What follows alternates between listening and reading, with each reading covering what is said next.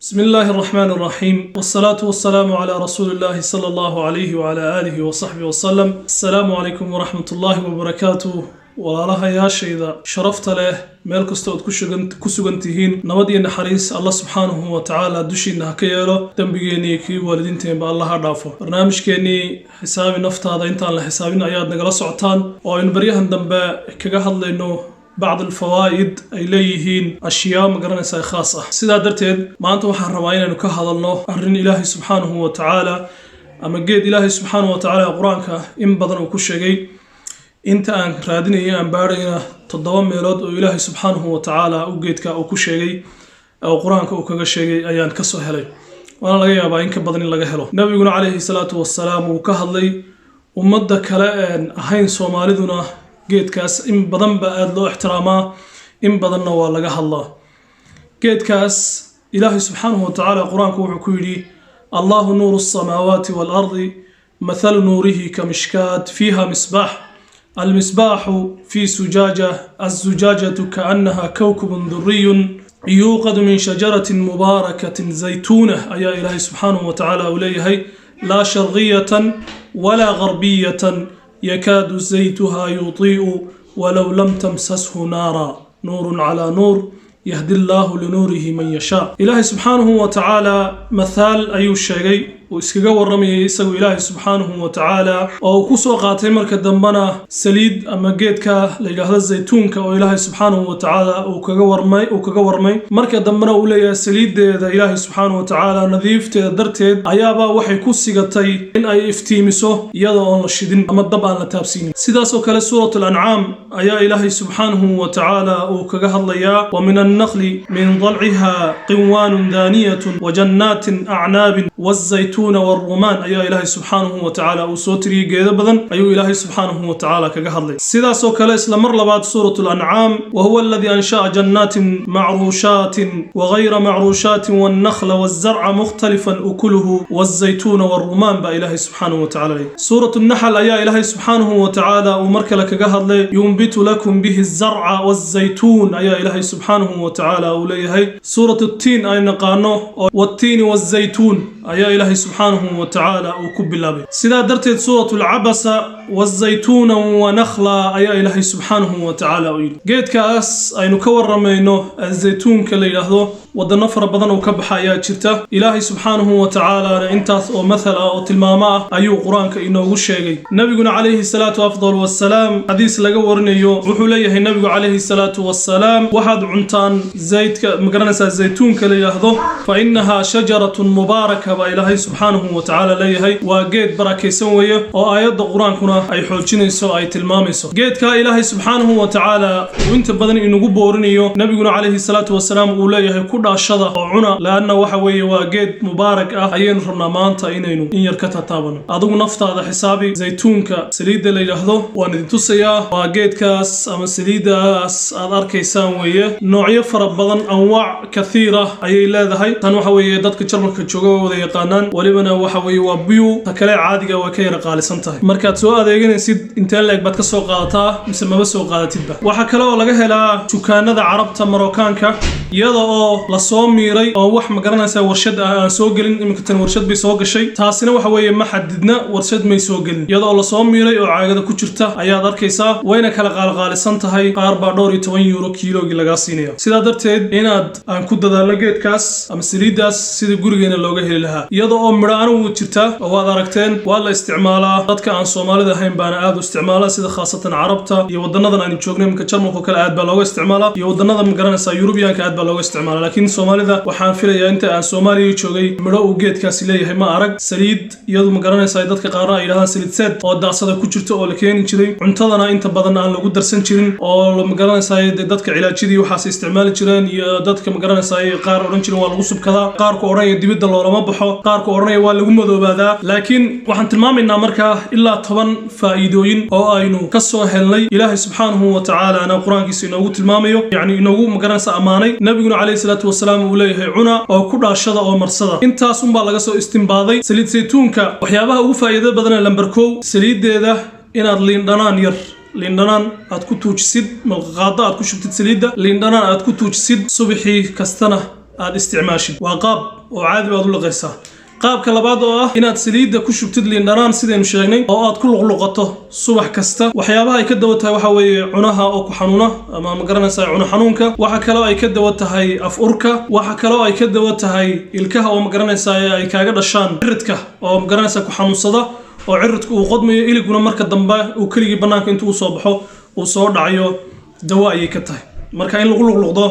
saliid saytuunka waa kow saliid saytuun iyo malab inaad isku darto ood ma garanaysaa aad isku walaaqdo ciyaalka iyo dadka waaweyn iyo gurigaagana subax kasta qofku uu milqaacad uu ka cuno habeenkii iyo subaxiiba walibana khaasatan ugu dambeyn habeen waxa kale oo ma garanaysaa saliid saytuunka ay faa'iido u leedahay lamba 3 in la marsado madaxa la mariyo timaha daadanaya daway ka tahay waxa kale oo ay dawo ka tahay oo sheegaan qofka saliid saytuunka mar walba ku dhaashada ama madaxa marsada inaan cirradu ayna ku soo degdegin waxa kale oo faa'iido ay ka tahay ay faa'iido u leedahay jirkii ay faa'iido u leedahay oo saliid saytuunka in lagu dhaashado oo jirka aad marsato dhammaan jirkaaga oo dhan aad wad marsatid waxa kale oo ugu muhiimsan oo iyadana aan rabaa lambar 5 inaan ma garanaysaa qaabka loo isticmaalayo waxaan tirinaynaa lambar 5 biyo kulul oo qandaca inaad bakeer intaad ku shubtid milqaacad saliid saytuunana ma garanaysaa aad ku shubtid kadibna aad ku luqluqato sidii hore aynu soo tilmaamnay tii hore waxay saliid iyo ma garanaysaa liin dhanaan tanna waa qaab kale biyo iyo waxaad isku dar biyo bakeer qandaca soo qaadaysaa biyo kulul ah oo diiramaad ah milqaacad saliid aad ku shubaysaa waad ku luqluqanaysaa subax muddo 15 cisho ah ayaad ku luqluqanaysaa marka aad ku luqluqato isku tufta kadibna ilaa muddo nus saac wax dambe ma isticmaalaysid taana xanuunadii aynu soo sheegnay iyo kuwa kale oo fara badan ay iyaduna ka dawata saliid saytuunkii in la cabo oo qadar mucayan aad ka qaadato 2 milqaacadood 3 milqaacadood aad ka qaadato iyaduna waxay dawo u tahay jirkii ayay dawo u tahay oo ma garanaysaa jirkaaga inuu dhalaalo u iftiimo waxa kale oo ay dawo ka tahay gabowga wajiga soo coorcoora ama ma garanaysaa qofkii wadanada laga isticmaalo sida saliid saytuunka Italia oo kale Spain oo kale Morocco oo kale meelaha ma garanaysaa saliid saytuunka wadanada carabta sida ma garanaysaa Falastiin oo kale aad looga isticmaalo 120 sano 130 sano 140 sano ayaad arkaysaa 115 sanadood oo shaqeynaya haddana oo ma garanaysaa shaqeynaya waxa weeye mowdka ma dib dhigayso laakiin qof waxa jira oo meydkuna u iman 100 gaara ama 120 gaara laakiin ku gaara sifo ma garanaysaa tacbaan ah oo waxba qabsan kara laakiin tan waxay ku ilaalinaysaa marka inaad ma garanaysaa xooggaagii uu baaqi uu ku soo ahaado inta Ilaahay subhanahu wa ta'ala ma garanaysaa ka ofsanayo cuntada oo lagu karsado saliid saytuunka waa in aad ku badashid weeye hadiiba awood aad u leedahay iminka tan tilmaamnay waa 5 euro ma gaadho waa 4 euro iyo bar weeye waana ma garanaysaa 1 litir xitaa ma gaadho waa 750 millimeter weeye marka waa waxaan hal litir aan gaadhin weeye marka dad taraw cuntan ku karsanaya inaad xabin weydo ayaa laga yaabaa laakiin caafimaadkaaga ayay u leedahay faa'iido cuntadii aad ku karsatona iyaduna waxay ka caawinaysaa dadka macaanka qaba iyagu laftirkooda lambar 8 aad iyo aad bay ugu wanaagsan tahay inay ku cunteeyaan oo ay ma garanaysaa oo isticmaalaan walibana xitaa sida aynu soo sheegnay inay milqaacad ma garanaysaa isticmaalaan waxa kale oo lambar 9 aan ku daraya waxay tahay saliid saytuunka habeenkii markaad seexanaysid inaad soo qaado oo aad halka xundurta meesha ay godan inaad tif ku siiso 2 dhibcood ama 3 dhibcood inaad ku tifqiso waxay ka caawinaysaa iyaduna ma garanaysaa musqushi iyo inaad ma garanaysaa halka xanuunada oo dhan iyo ma garanaysaa xanuunada caloosha iyo waxaas oo dhan ay iyaduna ka difaacaysaa waxa kale oo saliid saytuunka la sameeyaa oo kale ma garanaysaa iyaduna ay faa'iido u leedahay in saliid saytuunka intaad soo qaadid aad quraan aad ku akhrido 7 goor oo suuratul faatiha inaad ku akhrido oo ducooyinkii ma garanaysaa ilaa baas tuhur insha Allah sallallahu alayhi rabbil arsh alazim ay shibka aad ku akhrido 7 goor oo aad ku akhrido bismillah a'uudu bikalimaati llahi taamati min kulli sharri ma khalaq oo aad ku akhrido ma garanaysaa aayatul kursi iyo ma tayassara min alquran aad ku akhrido ciyaalkiina inaad ma garanaysaa habeenkii markay sii seexanayaan aad jirka oo dhan aad u mariso waxa weeye xanuuno fara badan oo ishu ay ka mid tahay oo durradu ay ka mid tahay waxyaabahaas oo dhan ay ma garanaysaa ka faa'iido leedahay intaas waa intii anigu aan soo aruuriyay weeye laakiin haddaad u fiirsato aad ku qortid mawaqicda dadku ay wax ka faa'iideystaan fawaa'idu zayd saytuun la yuhsa waxay ka sheegayaan dadku ay ka sheegayaan laakiin innaga ka Soomaali ahaan aad iyo aad ayay inoogu yartahay saliid saytuunka ama geedkan shajaratu saytuun la yiraahdo waxay culimadu badankoodu ay tilmaamayaan asalkeedu inay ka timid dhulka la yiraahdo dhulka magaranaysa Falastiin kadibna halka iyo Shaam iyo Suuriya dhulka ay magaranaysa u soo faaftay markii dambana Itaaliya iyo dhulka ka sheekeynayay Spain iyo waxa keenay dadkii muslimiinta ahaa ayaa keenay asalkeedu halkaas ay ka timaada ay yiraahdeen بعض العلماء سكلا أي مقرنسا أي وشيغن زليد زيتونكا فائدوين فربضن أي leedahay waxa kale oo ay faa'iido u leedahay iyada iyo hawlo kale oo markaa yar maqranaysa loo isticmaalo oo lagu daro ay faa'iido u leedahay caada wareerka waxa kale oo ay faa'iido u leedahay qofkii oo xantiisii maqranaysa ay sida dumarka khaasatan ugu xantooda daciif noqdaan ay faa'iido u leedahay waxa kale oo ay faa'iido u leedahay maqranaysa ay sidaan hore u sheegnay caada wareerkaas ay faa'iido u leedahay infectionada dumarka ku dhacay maqranaysa ay xagga